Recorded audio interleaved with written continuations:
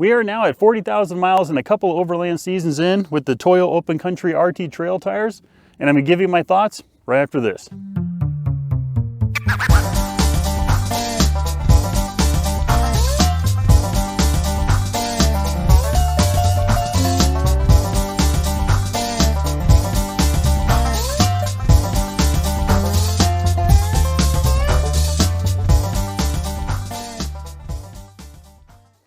So in case you didn't know, I do have a Tire Life series going on my channel. It's a playlist, and about every 10, 20,000 miles or any significant condition I run into that I drive on, I give you guys an update on the tire. Now, one question I do get quite a bit on my comments is how's the road noise? I'm just going to address that right now by telling you that when I first put the tire on, it is a luggier tire than the Goodyear, so it makes sense you're going to get a little bit more hum.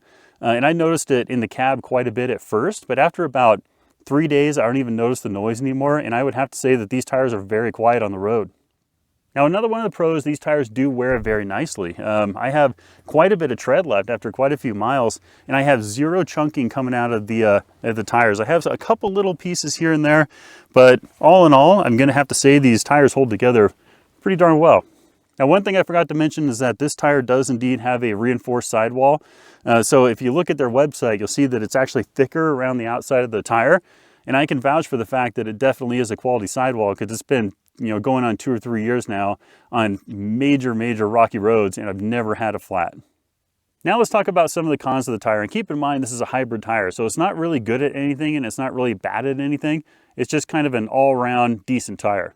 Now, one of the cons I did notice is that it's not really the grippiest tire in the world when it comes to slick roads. I live in Oregon where it rains like a lot, and they're not really the grippiest tires in the world, especially when you're going over like paint on the road or lines. If it's slippery, you'll feel a little slip going on with your tire. So I'm gonna have to say in the rain, not really the best tire, but I've never flown off the road or anything like that. So I'm gonna have to say it's decent, but it's probably no worse than a mud tire.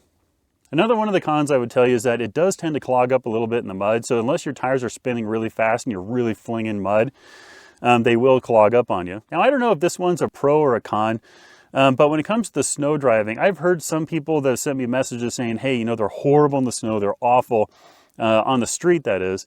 And, I honestly haven't found that to be an issue. I have plenty of grip, as long as you drive slow, there's not a whole lot you can do in the ice except drive slow. But when it comes to the snow on the road, I haven't really had any problems with them.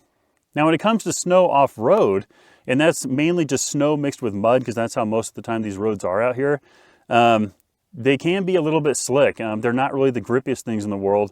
They're definitely not a mud terrain tire, but I did get up on top of Glass Butte a couple of trips ago, and I almost got stuck up there. I was stuck.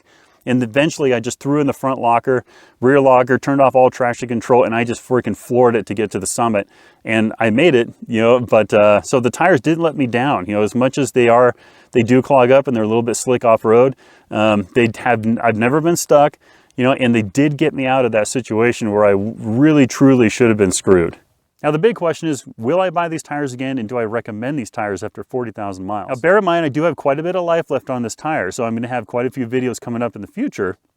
But I would have to say for an overlanding tire that's good on-road, trail driving, just kind of an all-around tire, it's a fantastic tire. Like I said, I put, thousands of miles off-road out here in the Oregon desert. I've never had a flat tire, and I've gone through some horrible rock gardens where I swore I was going to get a flat, and I've never gotten a flat. So I would definitely recommend this tire.